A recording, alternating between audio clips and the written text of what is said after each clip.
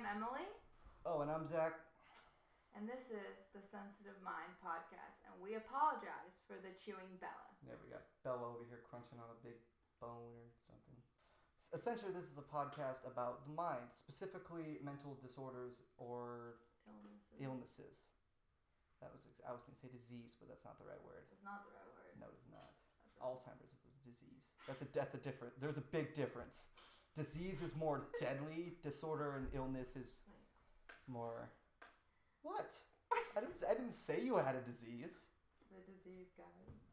Yes, you are a disease. Okay, specifically illnesses and diseases. Illnesses and disorders. We're mainly going to be starting off with ones that Emily has because she has many. You can't deny that. You have many, and I have none. I'm the big sister. He's the little brother. So he is going to talk about... I'm going to talk about the science of it, and she's going to talk about her personal experience dealing with it. And then he's going to talk Deal about... with it. Insert glasses. Stop. He's going to talk about the living with it. Yeah, living with someone who has it. Yay. Rude. So today, we're going to be starting with bipolar disorder. We're just going to jump right into that. We're jumping right into it. I've got my phone here for some reference because I did all my research in about an hour this morning. And you should cite it, right? I guess we'll put it in it's the all on. description. It was like Wikipedia, I think, on one of them. I think we'll just put it on the description. I googled it and it was like this: what causes bipolar, and it was like the second link. So there you go. Alright, we'll put it in the description. Okay, so essentially bipolar is abnormal mood swings. Either they're giant mood swings, so you have very pronounced highs and very pronounced lows. And those highs, they're called manic highs, and the lows are essentially depression. And they swing a lot more often and a lot more pronounced than in normal people. Extreme sadness. Extreme here. Extreme sadness.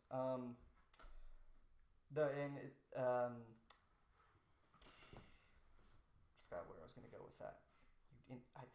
I've lost my train of thought, Emily. Well, I have bipolar undefined, so it's number 2.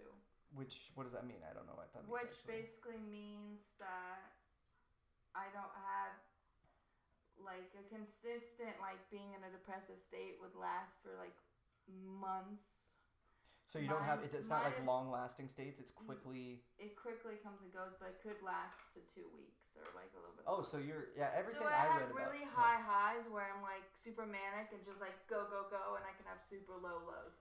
But it doesn't fit into like the first one and then the last one. Like and it's not always... Most bipolar cases, not most, but a lot of them are 2 weeks or more the episodes last. And they can be triggered by anything. You should medication learn your triggers. Trigger them very much. They're called stressors, I think, right? Yeah, trigger stressors. I use the word trigger just because, like... Triggered! Triggered! No, I use it because it's just an easier word to tell people. Because I'm like, they ask me all the time, like, what's your triggers?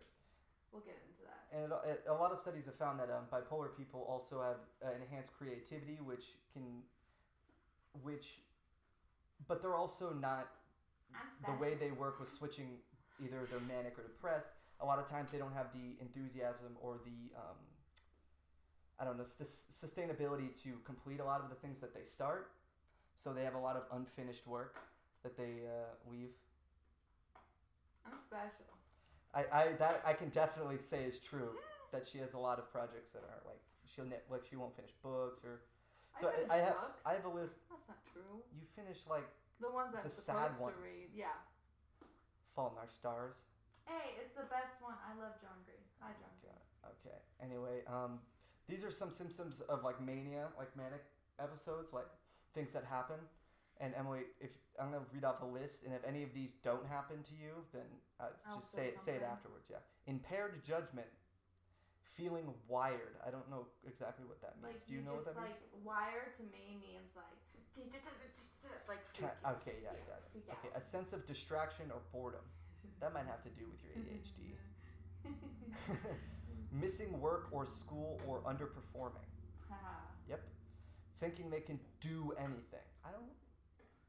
I don't think you've like Well, that's I'll a discuss that's it like from a later. yeah. I'll just Okay, belief that nothing is wrong. Haha. The only reason I think that doesn't happen to you. No, it happens. It does? I'll tell a story later. Okay, well. Just keep this. This is a good list to have then. This is really good. Being extremely forthcoming, sometimes aggressively so. What? Kind of, sort of. A little. Especially when she's had a few drinks. You I never stop talking after you've drank. You talk. I never stop talking anyway. That's true. So. You have increased likelihood of engaging in risky behavior. Yep. But your decision making isn't the best. Especially when you're having an episode. Anyway, you have a sense of being on top of the world, exhilarated, or euphoric. That happens. I'll tell that story. That's a really big story. Excessive self-confidence and an inflated sense of self-esteem and self-importance. Oh, no. No? That's the first I'm one. always hating on myself. Well, I think that has to I do with have your low anxiety. self-esteem. No, I just have low self-esteem. But that does have to do with anxiety a lot of times, self-esteem. I guess. That's a So if you different have podcast. both, that's going to be a different episode. That's a different podcast. Excessive and rapid talking, pressurized speech that may jump from one topic to another. I've never heard a sentence that describes you better than that sentence. Excessive talking and you jump from subject to subject. Well, She'll talk and talk and talk, and then my mom will get mad, and she'll say, stop talking. She'll be quiet for 2 seconds, and then she'll jump to a completely unrelated topic and keep talking. The car ride with the yogurt. Oh my god, she'll be quiet for 5 seconds, and then all of a sudden just say, yogurt. Or it'll be quiet for like half an hour, we're all on our phones. Blind people can't drive. Yeah, and she'll all of a sudden just blurt out, wait, blind people can't drive. Whoa. Okay, last one. Okay. Racing thoughts that come and go quickly and bizarre ideas that the person may act upon. Bizarre ideas. Yogurt. Or blind people can't drive. I forgot that was the next one. That's funny. Okay, so bipolar is, you said to me it was caused by chemical imbalance in the brain, which is correct. It is caused. We know it's caused by Explain shortened definition to help people understand. Yes, it's a chemical imbalance in the brain, but specifically it is 3 chemicals that are imbalanced in the brain. It's serotonin, which I've heard a lot with you. I think that's your main one that you take medication for. Dopamine, which is, and noradrenaline. You've never heard of that one, have you? No, I have. You have. I just never heard it be described as that. So serotonin, do you know what serotonin does? I know what all of it does. What does serotonin do? We've been over this. I haven't. I actually don't know. I know dopamine is serotonin dopamine is like a I don't know how to describe it. It's a chemical. It's a chemical for sure.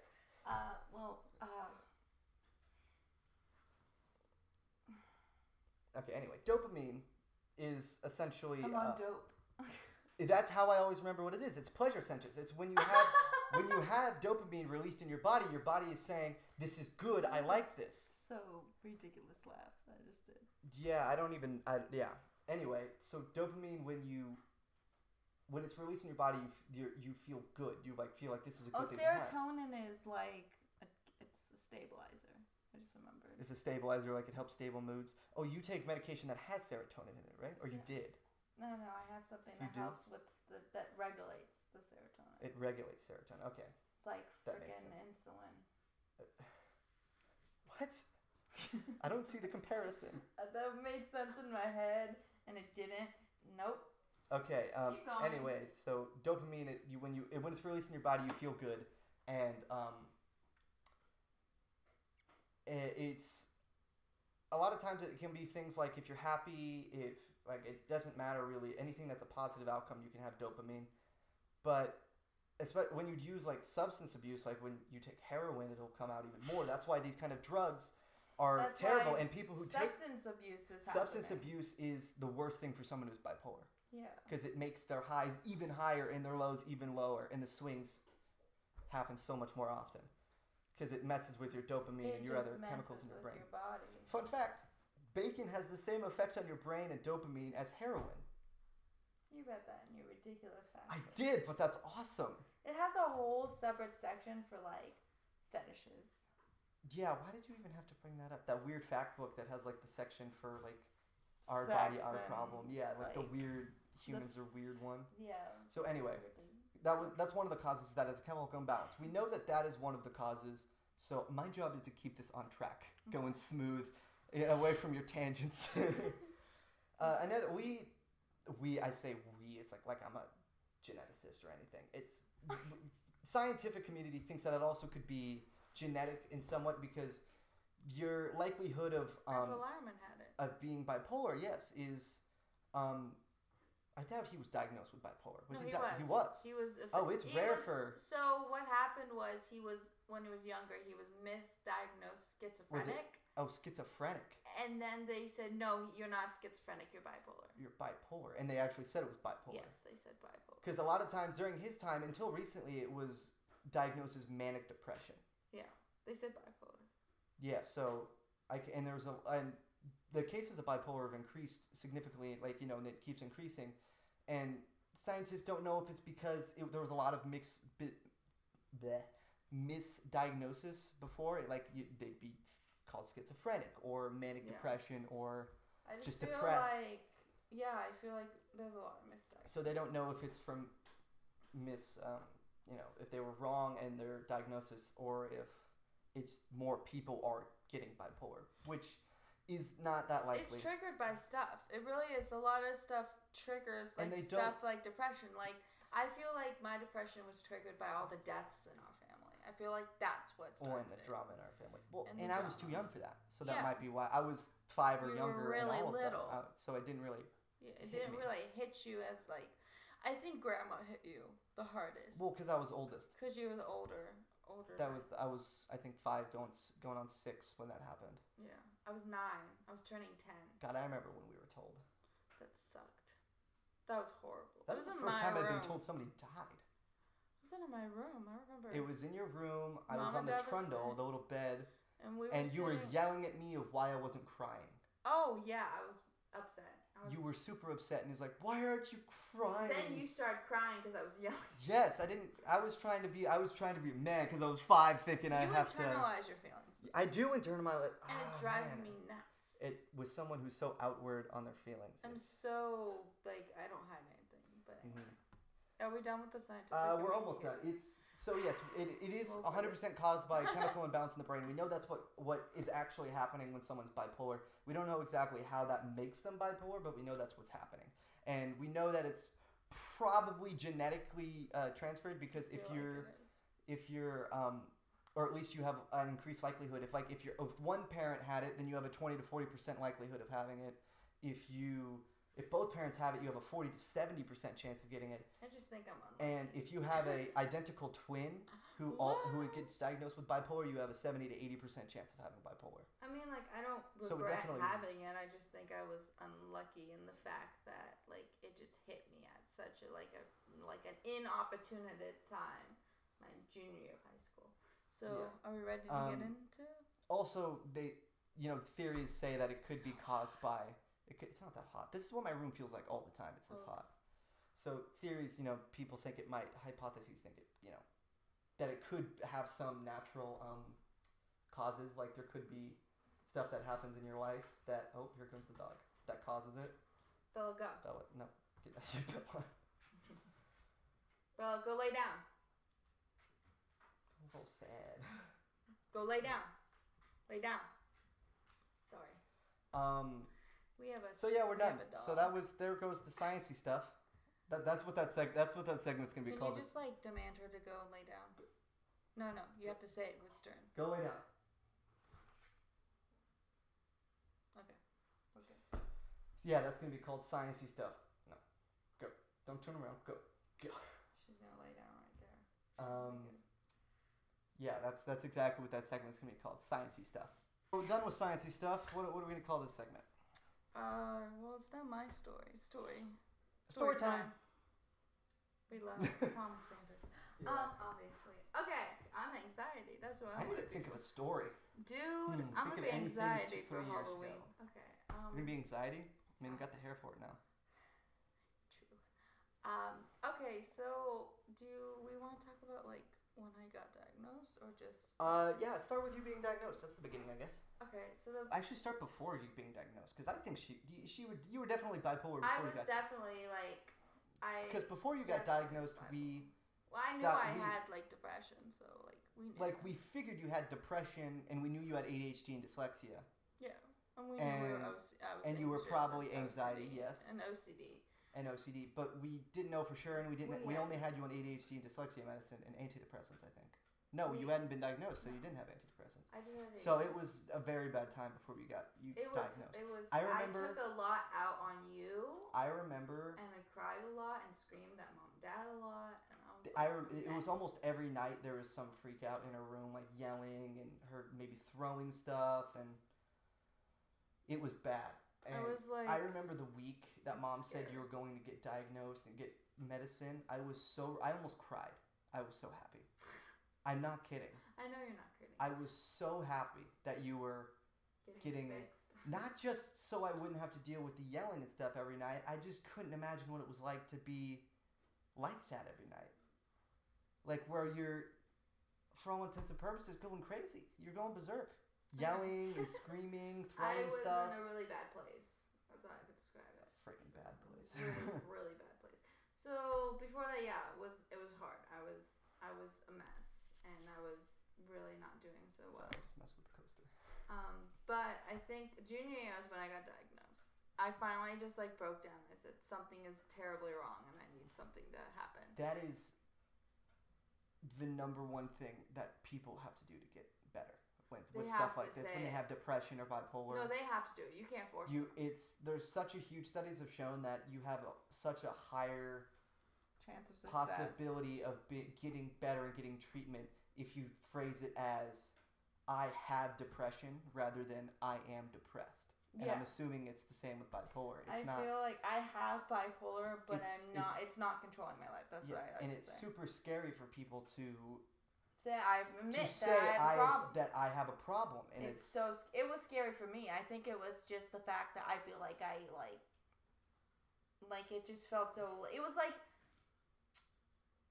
when you have a knot in your stomach and you just like are sick. Like it just made me feel like I finally just like came to my last straw and had to say something. So I said that to mom and dad.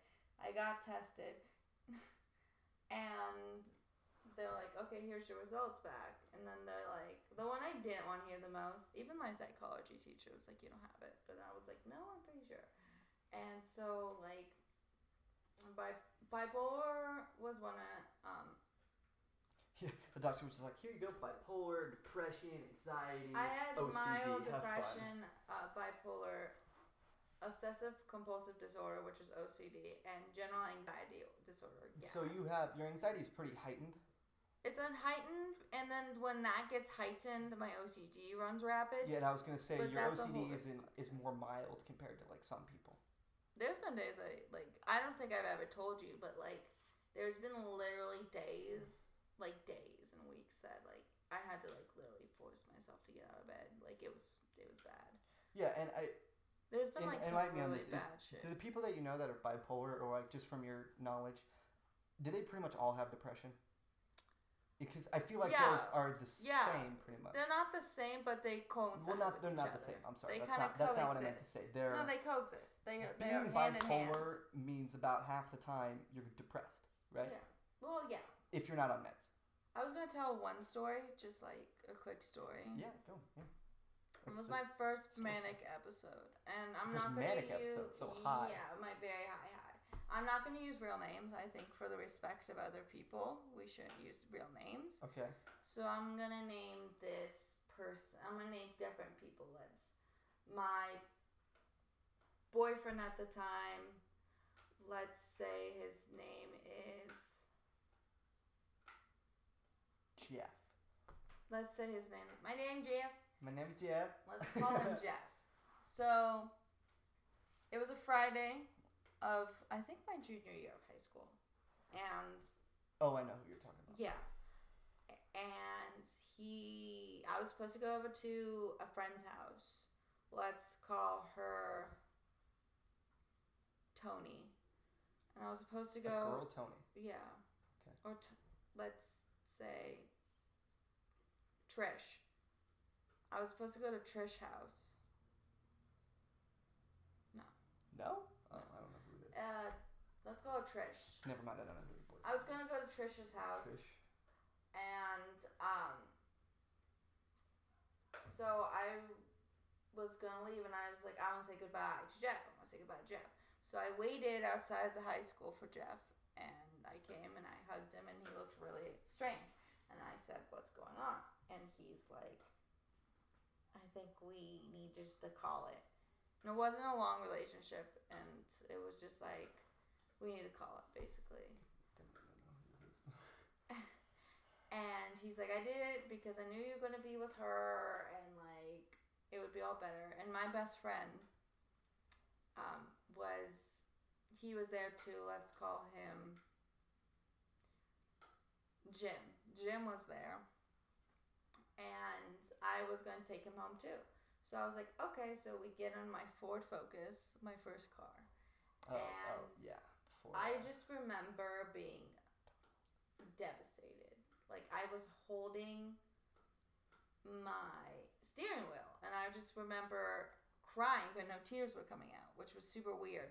And I've never had that, like, happen before. Have you had that happen again? I've had this happen again. Really? I've had, like, me cry with no tears before. That's a bipolar thing?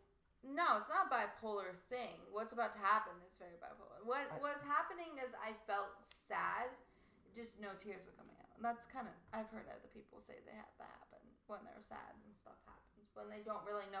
I think it's my body really didn't know how to feel. I want to say it was sadness, but I'm not 100% sure. Because I would cry when I'm really upset, I cry. You know this. Yeah. So I don't know if my body knew what was happening. And so my best friend, he was in the front seat. He grabs me, like physically grabs my body and pushes me onto him and just like holds me there. And my friend is rubbing my back. So we leave. We decided we're going to Starbucks. I had all these caffeinated drinks that day. And I don't feel anything. Like, literally, I'm like going home, grabbing my meds, and just going, woo! Like, I'm like, nothing's phasing me. I'm okay. I just basically said, F him. You know, I don't need him.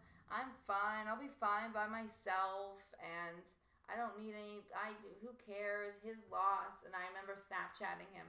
Just like, me with my middle finger up going, F you. Oh, that's one of those, like, wait 10 minutes until you send that kind of thing? I should have, but I did on my friend's phone, so I was like, F you, go F yourself, you suck. I kind of remember that. I remember Mom yelling at you for that. I was just like, really, like, I just felt like, and then I used all her clothes. I put on all her clothes, and I, like, changed my hair, and my hair was slicked to the side, and we wore her makeup, and we went to Casa de Pico in the mall, Grossmont Mall. Casa de Pico, not Pico. Yeah, sorry. Not the dog. Not my dog. No, and I just remember running into one of my friends from soccer, and I was like, hey, and it was just like, I just like felt like nothing, and I didn't sleep that night either. So excuse me. I didn't sleep that night either, and then the next day I still was manic. I was my mom used tweak. I was tweaking out. I was just like nothing was making sense. I think that's her version of wired. Yeah. Because it's like you have energy and you don't know what to do with it. But I really learned how to control it, and like realize my trigger. And I like. You know, it wasn't, I don't want to put blame on somebody, and it wasn't particularly his fault. I think that, like, everything just happened all at once, and it just kind of, Oh, now I know who the boyfriend is. He doesn't like him at all. Anyway. No, I threatened him. Oh, yeah, you remember, did. I threatened him. I gave him his phone number, and because I was upset, and he threatened me. And now I'm more mad at you. About that whole situation. Backslider. Excuse you. I went out with this guy a couple times. 3 times! I'm trying to keep it as anonymous as possible. I mean, they know who they are. Oh, yeah. And anyone who knows about the story knows who they are, but no, they're not going to know who it is by you backsliding. Unless I say his name is... No, I'm just kidding. I just don't, want to be that person on the internet who's like, no, that's fine. This person, and, It's like screw that person in and like particular. really, like I don't really want to do that on a platform. I'd rather just, it was just my first one that I remember specific, like really like the first one that I remember like just so clearly, and that's the one that always like whenever I go to therapy, I'm really big on medication and therapy. Like I think you should. It's gonna take a couple tries, but I think you should be medicated. I'm on 2 different medications. I'm on bipolar meds and depression meds. Bipolar and I think OCD, and then I have anxiety and depression. So, what I read when I was researching bipolar is that a lot of times with medication, at least in the past, now it's better because it takes tries. You'll take an antidepressant, or like when people are misdiagnosed, they'll take an antidepressant because they think they have depression, or it's like to help with bipolar. They have suicidal thoughts. But that's a side effect for all antidepressants is suicidal thoughts. But it'll lower their depression, but it'll make them manic. Yeah. Like a lot more. Yeah. And if you have things that regulate manic, it'll make them more depressed. I feel like I'll tell a story.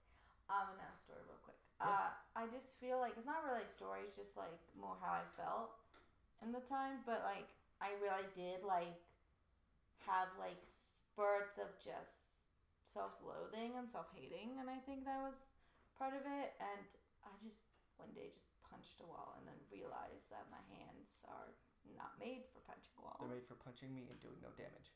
Yeah, which happens on the hourly. I just think like before like I really like I would start talking about my triggers. Before I knew my triggers and like what could set me off and like my whole like I just boys, sorry. Like just like my physical, sometimes it was boys. Not all the time, but sometimes. But I could my body does like it changes. It really does. Like my body like it's drained. It's when I'm really upset or depressed, like one of the biggest depressions are like if I keep myself busy, I don't think I get depressed, but when I really sit by myself and there's days like I don't go see anybody, I kind of stay by myself, that's when I start feeling really, really depressed because I sit in my own thought. But I think like what sucked for you, besides like me taking, like I felt really bad because I took everything out on you, and it sucks.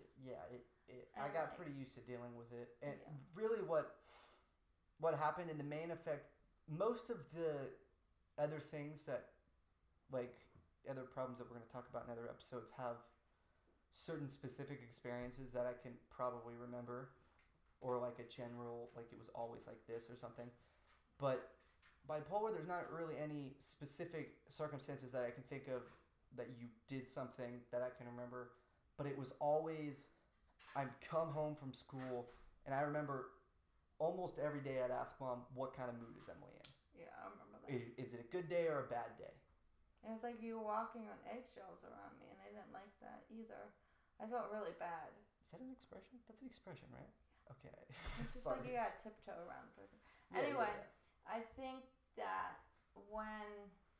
because that made me manic, but then other like my triggers, breakups are a trigger. I feel like that's a normal trigger for anybody. I feel like breakups make anyone sad. Yeah, but I feel like it's a higher when you're bipolar, it makes it a lot worse. I think like that, but my main trigger is what he still has to learn is when. See, I was kind of like bullied. I was bullied in high school and middle school. In middle school, really? I was popular in middle school, but I still got bullied. It was people kept trying to. I have a speech impediment as well, so it was people. R's, with my R's, and people would ask me, and just laugh and snicker at me when I said something like. They would ask me to say something like fire truck, and I would say it, and they would snicker, and I would always get. People would be like, "Where are you from? Where are you from?" I'm like, "I'm born and raised in San Diego. I'm born and raised California girl to the ninth." But but a lot of times I would get England. I got Australia once. I got now it's the South. Because ours is your problem. Right now I get the South, and like people are like I'm like I get it, the South as well. I like get that one more than the England one. Yeah. Your pants? You good? Yes. You jump? Good. It was just a little.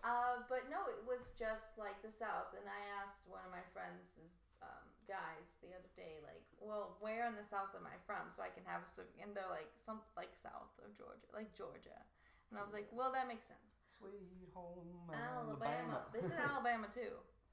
Yeah. Which was really funny too. But see, I kind of get where you're coming from, getting bullied for not being able to say your R's, because up until 4th grade, I had the same problem. Yeah. I don't know why we both had problems pronouncing R's, but when it happened, like you've always had the R problem, and I still really find myself better.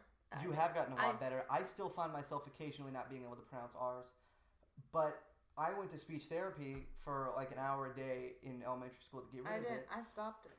And you stopped it because you had so much other crap to deal with. On. Yeah. But I think my other trigger is like when you say, "Do you know what that means?" Or you ask me about I'm that. Really He's trying. Working on I'm it. really trying to stop, because something that frustrates her, and it does every time, is it just makes me feel inferior. When I say something that's like a word that I'm not sure if she understands what it means, or so I'll ask, "Do you know what that means?" Not meaning in any way to make fun of her that she's less, smart or anything. But it to her, it's me thinking, oh, I'm less intelligent. Yes, I feel she's inept. Stupid, so yeah. I feel like she might not. I feel inferior, and I hate that feeling. So when I start feeling inferior, I start like building this wall. Every day it's like a brick. Like when people used to, and then in high school I got bullied in different ways that like really hurt my self-esteem. The manipulating freaking teenage girls are the worst. It wasn't girls, it was boys. Yeah, boys. It was really, really hard. And it was like, well, my therapist said, do you think they were treating you like one of the guys? And I said, I never thought of it that way. But there's a line. You got to know that I'm a girl and I don't function like you.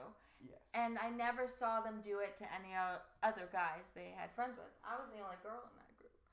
Yeah, guys are... I'm thinking guys are less complicated, but they're honestly as complicated as us. First off, like physically. No. I just feel like they don't play mind games. Like girls play mind games, okay? Guys play mind games, but they take it to an extreme. Really not mind games. Like guys, they're more physical with each other. We're a lot more detrimental, like straight up detrimental. Yeah. If a guy doesn't like you, you know that a guy doesn't like you. If he's joshing with you, you kind of know that he is. It just didn't feel like they were doing it. And it can be different when when it's guys talking to girls, because I'm super sensitive too. And it doesn't really matter what their intent was. It came off to you as a certain way, and the fact that they were coming off to you a certain way. Did you ever talk to them about it? I kind of just played it off because I didn't want to start anything. Yes, and I kind of told my friends that like you gotta be careful because they are not nice to me. They weren't nice. It took a lot of strength to leave a group of people because I had nobody else. Like my mom in high school, like I called her my mom in high school because like. Oh, Miss Cat. It's okay. Miss name, who I'm not gonna say. Yeah, my teacher. She won't watch this. I ended up actually having her for Spanish, and she was awesome. Well, she's my psychology teacher. I had her for psychology, but it was just like I was sitting in her classroom.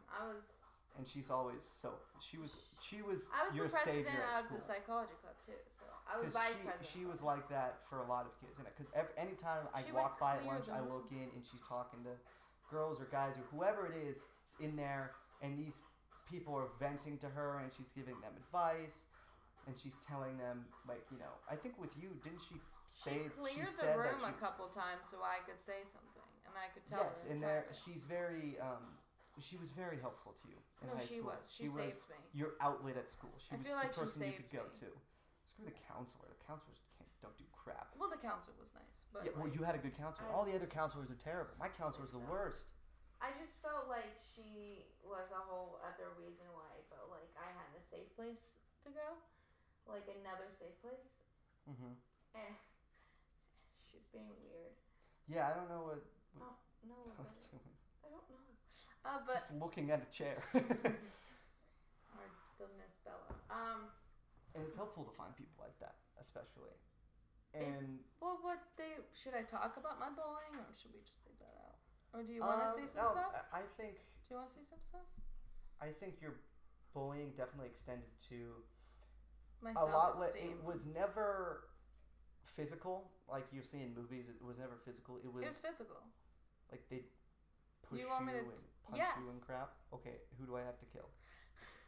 So what happened was, I'll tell you, because I never heard of anything being physical. What happened was they would taunt me. They would say really mean things to me about my body, about my hair, just about everything under the sun, like anything they would see. And that's why I probably have OCD about my body and my clothes, because I got taunted so much that my self-esteem, like, really?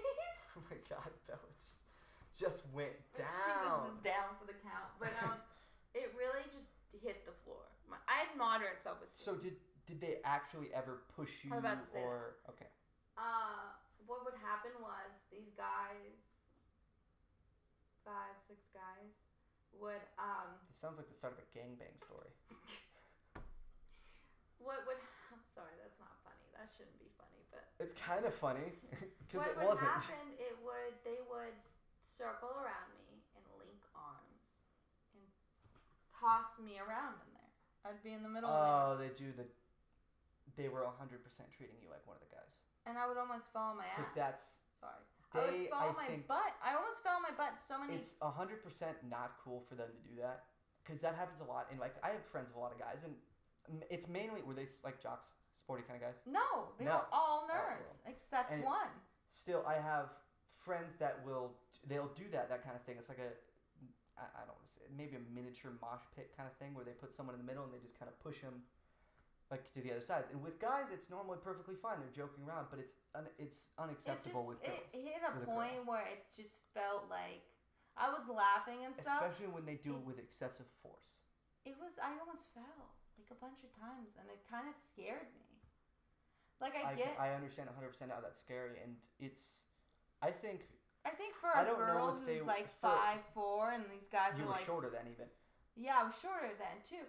It just scared me because I was like, it's very scary to you. And as for the guys, they should never have done that to you. They should have considered the fact that you're smaller than them. You're a girl, so it's kind of inappropriate. Sorry, and it's completely inappropriate because they're putting their hands on you, they're pushing you around, and I can see how with most guys, it's if you do that to like another guy, especially in your friend group, it's normally completely fine.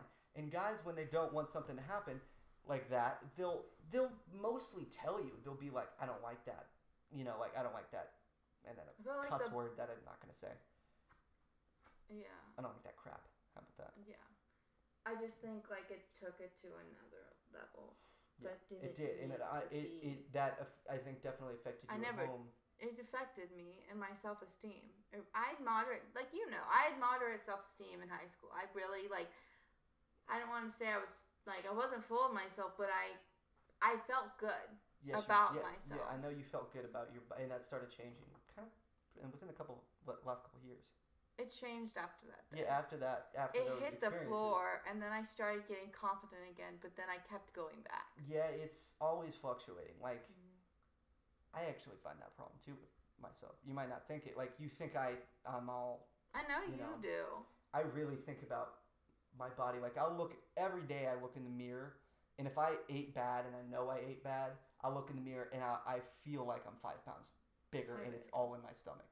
But then, like today, I'll go home and I'll probably look in the mirror and think I'm 5 pounds heavier. I had this big thing of candy today. But like the last few days, I've looked in the mirror. I've eaten great, like chicken, no carbs, all this kind of stuff. That's normal. And I feel like I'm getting a 6-pack. I'm looking great, which I am. But it doesn't change. Like, I'll look in the mirror today. I'll be almost exactly the same. I'm pretty sure I have body dysmorphia. That's my problem right there. You might. I really do. I think that because I would get stuff like way too big for me, like pants and shirts. Yeah, and now I started to realize it, and now I'm getting smalls. This is a medium, but I would get this in a small. But I've seen videos of people who they'll go to their therapist, and it's this like yarn test where they'll give you a strand of yarn, and they'll say, okay, where's your headphones? Grab your headphones. Why? I'm gonna do this right now. Okay. Let's do that right now. gonna be a little different because there's 2 cords on the end here, but that should be fine. Just come over here. I need to Sit down. Just undo. untangle the headphones. So if I was in my therapist office, And I'm Mr. Therapist guy. I'm a mine's a person woman. with a degree. Mine's a woman. Okay. Hello, I am your therapist. I'm a Oh my person with a God. degree. Tell me why you're broken. Tell me why you're broken. I'm very broken. Oh my God, my headphones have never been Give me this this. bad.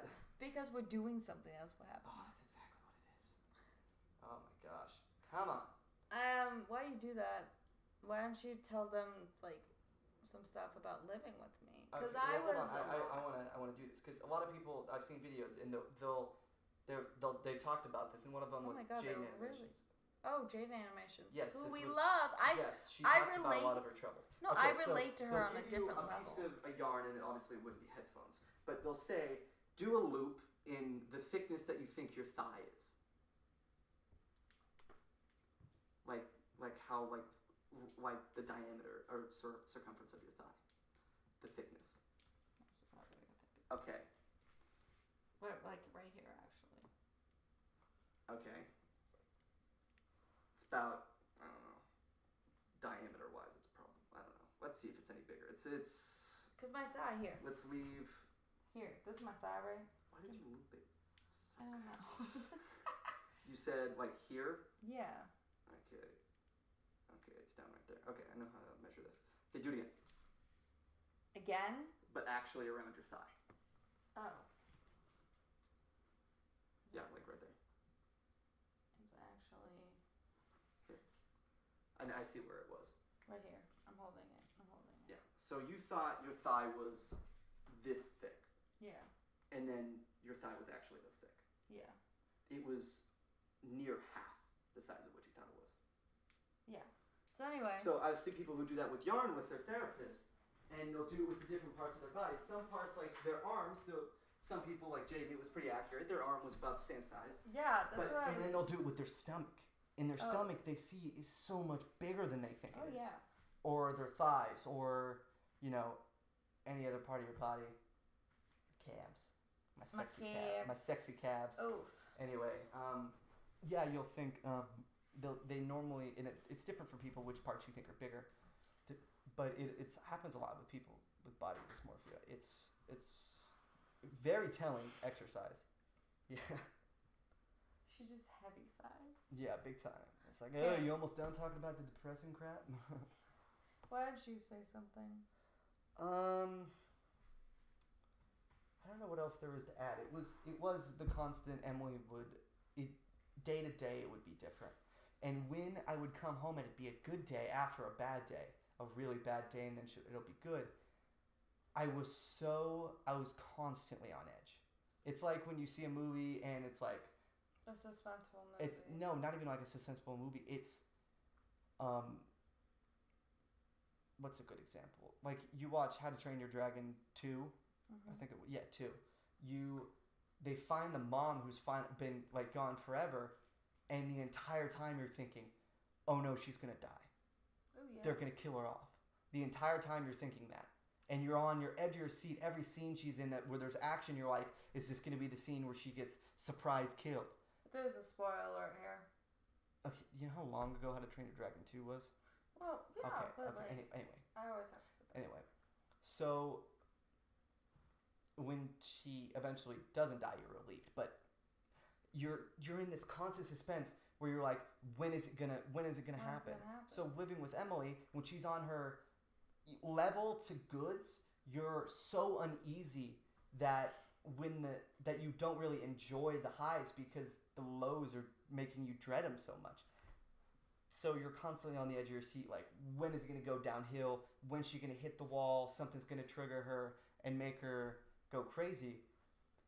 Or when she's when she's manic, it's almost worse than the depression stages because you're so energetic and so talkative and you're so happy. You feel like you could do everything. You want to do everything. And it's just flat out annoying. It's annoying and scary because the night before you're throwing crap and you're yelling and screaming and crying, and then the next day you're all like, let's go to the movies, let's freaking go nuts. And this was all before you got medicated, so almost immediately after you got medication you were better. Yeah. So like medication isn't like you have to work on yourself. The medication can only get you so far. 100%. But I think really what it was is you got the medication after you realized I have a problem and I need to work on it. And you got the medication, which helps, like physically it helps manage it, like in your brain, but you have to be aware of what you're doing almost all the time. And you have to like self-manage. You have to, yeah. So self-regulate for sure. Because like when I'm off them, you can tell. That's not good. Like, not at all. I just like feel so bad because like, oh, I'm gonna start crying. I feel like so bad because I wasn't being a good sister. Like my whole job is to like. Oh, 100%. I'm sorry to like be blunt about that, but you were not good, but you're great now and you're wonderful to be around. Except when you drink. I will never drink with you because you talk so much. And I think that has to do with you being bipolar. I'm not sure if... It's more the ADHD. See, I have two theories about it. Either it's bipolar and you're drinking, and a lot of times drugs or alcohol can make you more manic, which might be the case. But that's usually for addiction, so I don't know if that's exactly it. No. Or it's just... I don't drink enough to be like... Yeah, I think you drink, and then it just heightens your ADHD. So we lost battery there on our camera for a second, so we were pretty much finished talking. So I think we just need to finish up here, huh? This was a great first podcast. Definitely great. There was a lot of eye-opening things. Like I never knew you got bullied, like physically bullied at school. It wasn't fun. So it was very eye-opening for me. I don't know if it was for you. I think it was I realized like how much things affected you and affected me. So I'm glad that like you got to know me on a different level. I'm sorry, I'm trying to take you seriously, but there's also a dog butt right there. So this concludes the first podcast. Yep, of The I have Sensitive been Mind. Zach. Yeah, I've been Zach. I've been Emily. And this has been The Sensitive Mind. And I'll see you next time. Yeah. Ursha, baby. This is for the A.